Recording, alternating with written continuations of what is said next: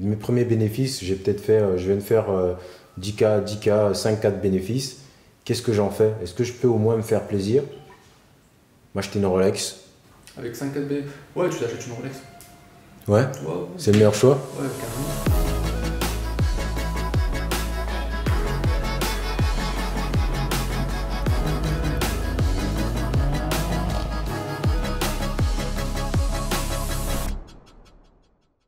En gros, là, Nat, j'ai 15 ans, tu vois. J'ai genre 200 € de budget. J'aimerais, ouais, ouais. J'ai 15 ans, voilà. Qu'est-ce que je peux faire? Comment je fais? Tu vois, je suis jeune, comment je fais? Mais je veux gagner de l'argent. Quels sont les premiers steps à faire? Est-ce qu'il y a des livres que tu me recommandes? En vrai, à 15 ans, ça rien de te lancer direct, juste forme-toi, prendre de la formation. Livres, formation, contenu en ligne. Juste travailler le mindset déjà.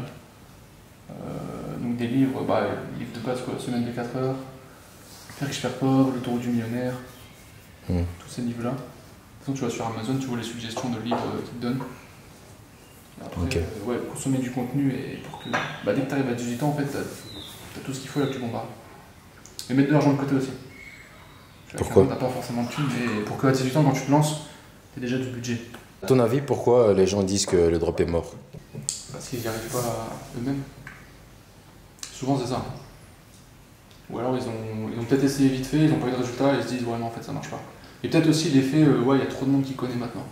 Quand tu vois les grosses chaînes YouTube, qui ont plusieurs centaines de milliers d'abonnés, qui suivent des dropshippers, tu te dis, ouais, tout le monde connaît, du coup, il n'y a plus moyen de vendre. Sauf qu'en fait, ça reste une minorité. Et l'e-commerce grandit chaque année, du coup, tu as toujours des nouveaux acheteurs. Je pense que tu as plus de nouveaux acheteurs que de nouveaux dropshippers qui se lancent.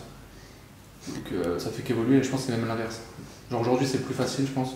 Enfin, plus facile. Il y a plus de possibilités aujourd'hui qu'il y a 3 ans. Les stratégies ont changé. En parlant de stratégie, je tombe sur des vidéos de Google Ads, Pinterest Ads, Snapchat Ads, Facebook Ads, tout Ads. Qu'est-ce que je fais? Comment je choisis en fait? Parce que j'ai l'impression que je peux tout essayer, tout apprendre, mais comment est-ce que je fais? Est-ce qu'il y a des étapes? Est-ce qu'il y a des stratégies à suivre en fonction de mon niveau? Ça dépend de toi, déjà, la stratégie que tu as envie d'appliquer. Tu vois, je sais que déjà, tu as des gens qui sont plus à l'aise avec Facebook Ads, d'autres avec les influenceurs. Facebook Ads, c'est vraiment le côté statistique, analytics. Si tu aimes bien les chiffres, tu vas kiffer.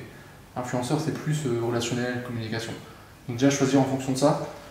En prendre un seul, déjà, quand tu débutes. Ça sert à rien de faire toutes les sources en même temps. Tu en prends une, tu te dis, ok, je me mets dessus. Je vais voir les mecs qui ont fait du chiffre dessus, les experts là-dedans. Et je prends une formation avec eux, un coaching avec eux s'il faut. Et tu te focuses là-dessus à fond. Tu vois, par exemple, Facebook Ads, t'as des mecs qui sont full Facebook Ads. Moi, à 90%, je fais du Facebook Ads. Et tu vois, ça fait 3 ans, j'ai quasiment fait que ça. Je continue parce que ça marche. Okay. Au niveau du choix, on va le faire en fonction de ce que tu as envie, parce qu'au final, tout fonctionne. Comment tu détermines un produit gagnant? Parce qu'on dit chercher des produits gagnants, j'en cherche sur AdSpy, j'en ai 10, je mets les 10 et il n'y en a aucun qui prend. Est-ce qu'il y a une clé magique? Il y a des critères de base à respecter. Tu vois, en général, les produits. Ouais. T'as ramené une caisse. En fait, tu peux être surpris des fois de voir des produits, tu te dis ce produit il est pourri, enfin il a l'air nul, mais tu vois les stats, tu vois que les gens interagissent, tu vois les gens dans les commentaires kiffent le produit, et quand tu vois le nombre d'interactions qu'il y a dessus, tu sais que le mec met le budget, s'il met le budget, c'est que derrière ça vend. Donc tu te bases principalement là-dessus, en mode ouais, ce produit je le vends, donc je sais que je peux le vendre aussi. Après il y a tout le côté marketing à travailler, mais pour moi c'est le critère de base. Genre prendre vraiment des produits que tu sais qui fonctionnent déjà. Donne-nous une stratégie qui peut marcher sur Facebook Ads, budget 300 €.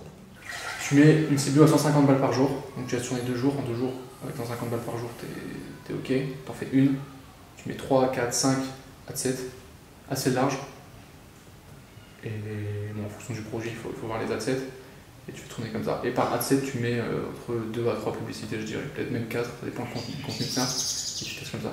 C'est quoi la différence entre ABO et CBO?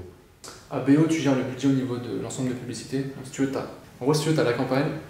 Dans la campagne, tu vas créer différents ensembles de publicités. En anglais, on dit ad-set aussi. Dans ces ad-sets-là, ensuite, tu vas créer différentes publicités. Et en fait, ABO, c'est que tu mets le budget au niveau de l'ad-set. Donc, tu dis dans ta campagne, voilà, tel ad-set, je lui mets, je sais pas, 10 € par jour. Celui-là aussi, celui-là aussi, celui-là aussi. Et CBO, tu mets le budget au niveau de la campagne. Donc, si tu veux, tu vas dire à la campagne, voilà, je te donne 100 €. Et lui, il va répartir dans les ad-sets un peu comme il veut, les 100 € par jour. Comment est-ce que je fais pour scale, par exemple, si je veux tester Quelle peut être une bonne stratégie? Comment je peux faire le choix entre tester en CBO ou tester en ABO? Est-ce que ça dépend du produit? Est-ce que ça dépend de mon budget? Ouais, Et après ça, une fois que je valide mon testing peut-être sur 1-2 jours, qu'est-ce que je fais après? ouais. Pour moi, ça dépend du budget. Petit budget, tu fais du ABO pour vraiment pouvoir faire tes tests précisément. Même sur des petites audiences, tu vois, si tu n'as pas beaucoup de budget, va direct cibler des audiences ultra précises pour avoir plus de chances d'avoir des gens qualifiés. Si tu as du budget CBO direct, tu laisses Facebook optimiser. De toute façon, de plus en plus, Facebook gère lui-même l'optimisation, donc CBO si tu as du budget. Et après, au niveau du scaling, si ça fonctionne en ABO, ce que je conseille de faire, c'est de scaler en CBO. Donc, tu prends les assets qui fonctionnent, tu les mets dans une CBO et tu scales comme ça. Après, tu augmentes le budget de la CBO. Grossièrement, tu vois, c'est ça. Et pour scaler en CBO, bah, tu montes le budget de ta CBO. Les CTR de mes pubs sont complètement éclatés. Qu'est-ce que je fais? Change tes pubs. Uniquement les pubs? Première chose, moi je dirais changer les pubs, tu gardes tout pareil, mais tu crées des nouveaux visuels. Mais des visuels ou des pubs genre, qui sont à l'opposé de ce que tu as fait. Genre si tu as fait une vidéo qui dure 30 secondes, tu montres le produit avec une musique, machin. Ce que tu fais, c'est que tu prends une image du produit, juste une image, tu testes, tu vois. Ça peut jouer des fois, tu vois, ça peut faire la différence. Si ça fonctionne toujours pas, change tes audiences, peut-être l'audience qui paraît active à ta pub. Et si vraiment ça clique toujours pas, peut-être changer de produit. En général, là, quand tu as vraiment un bon produit gagnant, les CTR sont bons, tu vois, si tu as respecté les différentes étapes. Si vraiment tu as bien tout respecté, au niveau des pubs, etc., comment faire des bonnes pubs, et que tu as un CTR pourri, c'est compliqué. J'ai vu que tu avais un thème. Tu me le recommandes? Et pourquoi? Bah ouais, c'est mon thème, évidemment. Non, en gros, c'est un thème que j'ai conçu à la base pour moi. Parce qu'à la base, j'avais des thèmes, les thèmes gratuits, mais qui n'étaient pas ouf, il manquait des choses. Donc je me suis dit, je suis développeur. Donc c'est cool d'acheter un thème tout fait. Surtout que même les thèmes tout faits, tu payes 150 € sur Shopify, tu vois, il manque toujours des trucs que tu veux améliorer, que tu peux pas. Du coup, je me suis dit, je vais faire mon propre thème. Je l'ai fait, ça a grave marché, ça vendait, ça convertissait avec tous les éléments qu'il faut. Donc je me suis dit, je vais le proposer à la communauté. Et voilà, là ça fait, je sais pas, 2 ans et demi à peu près que j'ai sorti. 2 ans. Et il y a eu plein de gens qui l'ont pris, qui ont des résultats. J'ai eu beaucoup de témoignages. En général, tous les gens que je forme dans ma formation, etc., le prennent aussi. Et ça fonctionne pour eux. Donc voilà. Donc ouais, évidemment, je le recommande. Comment faire en sorte, quelles sont les premières 5 étapes pour que je puisse me dire que le problème pour moi en dropshipping ne vient pas de ma boutique? Même si je n'ai pas acheté ton thème et que j'utilise le thème début, est-ce que en quelques lignes comme ça, tu peux me dire les points clés à respecter? Ouais. Alors déjà, si tu prends le thème début, tu peux vendre. Okay. Parce qu'il y a des gens qui vont se dire thème gratuit, on peut pas. Thème début, si tu fais bien ton taf, tu peux quand même vendre. Ce ne sera pas optimisé, mais tu peux. Première chose à regarder, si tu ne vends pas, regarde ton trafic. Est-ce que tu as beaucoup de trafic pour voir si le problème vient du site? Tu vois, si tu as 500 visites et que tu as 0 vente, il y a clairement un problème sur le site. Parce que si tu as 500 personnes qui sont venues, c'est qu'ils sont quand même intéressés par ton projet. Donc il y a un problème sur le site, ça peut être il n'inspire pas confiance. Souvent c'est ça, quand on débute, on n'a pas trop les réflexes là-dessus. Le prix peut-être aussi à changer, à modifier. Pas forcément le baisser, hein. Des fois juste augmenter le prix, ça permet d'augmenter la valeur perçue du produit et du coup les gens achètent. Parce que tu mets plus cher. Parce qu'ils se disent ouais la qualité est meilleure donc c'est bon je peux y aller. Il y a ça. Analyser aussi les ajouts au panier. Tu vois ça c'est basique mais si tu as beaucoup d'ajouts au panier mais que tu n'as quasiment pas de vente, c'est qu'il y a un souci au niveau du panier ou à la fin on a du mal à convertir. Peut-être qu'il n'y a pas assez d'urgence, les gens se disent vas-y ça m'intéresse, ils cliquent puis ils se disent ouais en fait je verrai plus tard. Donc peut-être travailler l'urgence. Faire gaffe qu'il n'y a pas de bug non plus sur le checkout, que les gens peuvent bien payer, qu'il y a bien les moyens de paiement qu'il faut. Donc ça c'est vraiment au niveau de la boutique. Si par contre genre, tu mets beaucoup de budget pub et que tu n'as pas beaucoup de trafic, là le problème vient plutôt des pubs. Donc regardez un peu ce que je disais tout à l'heure, est-ce que ça clique déjà? Si ça clique pas, changer les pubs, changer les audiences. Et si vraiment en modifiant tout ça, en analysant et en disant bah ça marche toujours pas, changer de produit, changer d'offre. Ok. J'entends beaucoup parler j'ai l'impression en tout cas qu'en France, il y a beaucoup de concurrence. Est-ce que je dois aller sur d'autres marchés, Belgique, Suisse, Italie, Allemagne, Espagne, et sur ces marchés-là, quels sont les avantages et les inconvénients? Comment je choisis en fait? Déjà, on peut toujours vendre en France. C'est sûr, il y a plus de concurrence, mais si tu fais le travail bien, tu peux toujours vendre, ça n'y a pas de souci. Les autres marchés, l'avantage, c'est qu'en général, il y a moins de concurrence. Même si tu vois, genre Espagne, Allemagne, Italie commencent à en avoir de plus en plus, forcément. Donc l'avantage numéro 1, c'est ça, moins de concurrence, les gens sont moins habitués. Donc forcément, tu as des coûts publicitaires plus faibles, donc les gens achètent plus. Et après, le gros inconvénient, le gros blocage surtout pour les gens, c'est la langue. Ils se disent, ouais, je veux bien faire ma boutique en Espagne, mais je parle pas espagnol. Comment je fais pour traduire le site? Je sais pas. Alors qu'en réalité, c'est simple. Tu vois, tu peux payer des traducteurs qui vont te le faire. Donc, tu fais d'abord ton site en français, et tu vas voir un traducteur, tu traduis les textes, et après tu modifies ta boutique. Ça va te coûter en moyenne peut-être 30-40 euros par boutique, en fonction du contenu. Voilà. Donc c'est vraiment la barrière de la langue. Après, il faut faire attention aussi au niveau de la livraison. Tu as certains pays, genre je sais pas, si tu fais une boutique en Norvège, c'est plus compliqué de livrer là-bas que de livrer en France par exemple. Donc il y a ça à faire gaffe. Mais c'est des marchés où il y a plus de place. Tu vois, tu as des marchés aussi où tu as le pouvoir d'achat qui est plus élevé, genre les pays nordiques, genre Suède, Finlande, Norvège, les gens ont plus d'argent. Donc tu peux vendre des produits plus chers, mieux margés. Alors que tu as des pays, tu vois, genre Espagne, le pouvoir d'achat est un peu plus faible qu'en France. Les pays de l'Est, pareil, tu vois, Pologne, Roumanie. Donc tu vas avoir des stratégies différentes, tu vas plutôt vendre des produits moins chers en fait. Mes parents ont dit que le drop c'est un truc qui pue. Qu'est-ce que je leur dis? Tu leur dis rien, tu leur dis pas. Tu leur dis pas que tu fais du drop et tu taffes dans ton coin. Tu chopes le résultat et quand ils verront le résultat, ils vont sûrement changer d'avis. Mes premiers bénéfices, j'ai peut-être fait, je viens de faire 10K, 10K, 5K de bénéfices. Qu'est-ce que j'en fais? Est-ce que je peux au moins me faire plaisir? M'acheter une Rolex? Avec 5K de bénéfices? Ouais, tu t'achètes une Rolex. Ouais? Wow. C'est le meilleur choix? Ouais, carrément. Ok. Non, c'est pas vrai. C'est quoi le meilleur choix alors? Non, honnêtement, si tu as fait 5K de bénéfices, tu investis directement. Si tu as fait 5K de bénéfices, ça veut dire que tu as quelque chose qui fonctionne. Donc ce cash-là, tu le remets dans ce qui fonctionne pour toi et tu passes à 10K de bénéfices, et 10K tu les réinjectes, etc. Après, si tu as besoin de prendre un peu d'argent pour vivre, tu vois, genre tu fais 5K, tu peux te faire plaisir, tu peux prendre 1K, tu vois, faire plaisir, réinvestir 4K. Mais surtout pas se dire, oh, ça y est, j'ai généré 5K, même 10K, ça y est, c'est bon, j'ai gagné, je suis le roi du monde, puis je dépense tout, je me fais plaisir. Tu vois, moi, au niveau plaisir, je respecte la règle de x10, tu vois, qui est assez connue, tu n'as pas vraiment parlé. Et je pense que c'est un bon ratio. Genre, si t'as pas 10 fois la somme pour acheter un jouet, on va dire, tu vois, tu le fais pas. Tu le fais seulement si t'as 10 fois la somme. Toi, tu t'achètes une montre à 10 000 euros, il faudrait que tu aies 100 000 euros, tu vois. Enfin, en tout cas, moi, c'est comme ça que je fonctionne. Ok. Ok. Ouais, j'aime bien. C'est pas mal. L'eau est bonne, hein. Le bon. C'est qui parle ça. Ouais, t'en trouves, hein. En fait, quelle est ta vision de drop pour 2000, l'année qui arrive en fait? 2021. Pour la suite, là? Pour toi, le drop va vers quoi en fait? Professionnalisation, création de marque, clairement. Tu vas vraiment professionnaliser, c'est-à-dire que les boutiques photo AliExpress, c'est fini.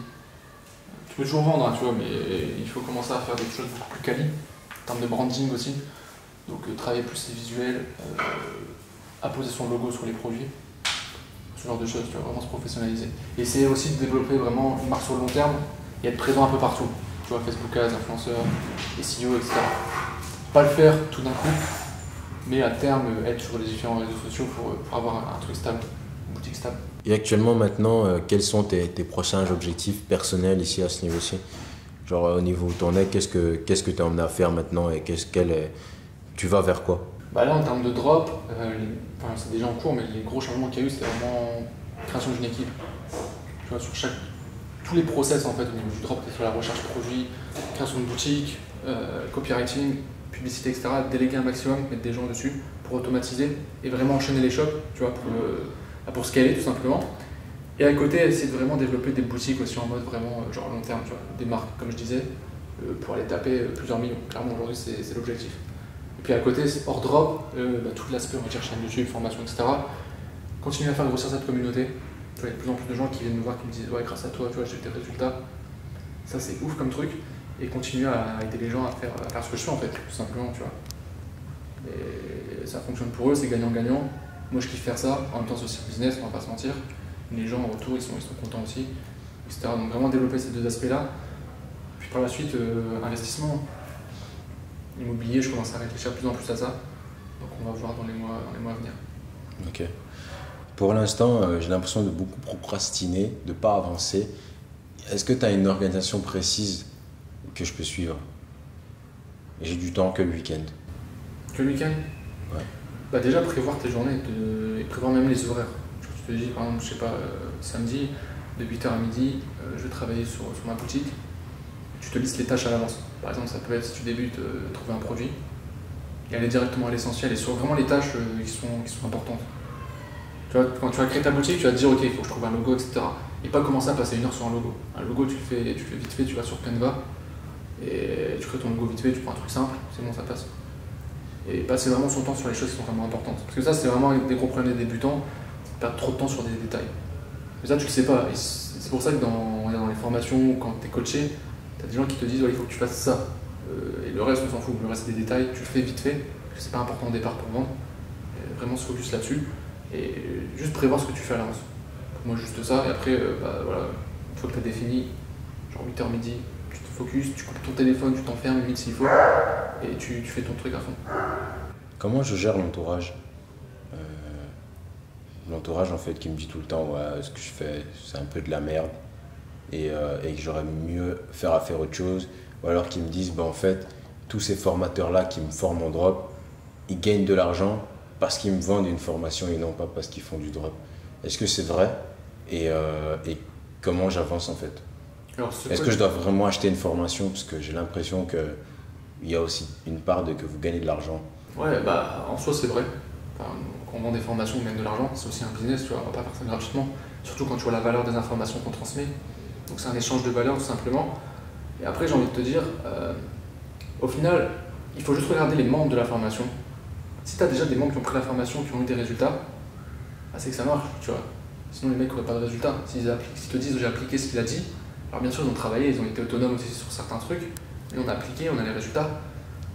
Après c'est un problème de t'y crois ou t'y crois pas. Si t'y crois pas, bah voilà, on va pas te forcer à pas y croire. Tu vois, t'y crois pas, bah fais-le pas, c'est tout.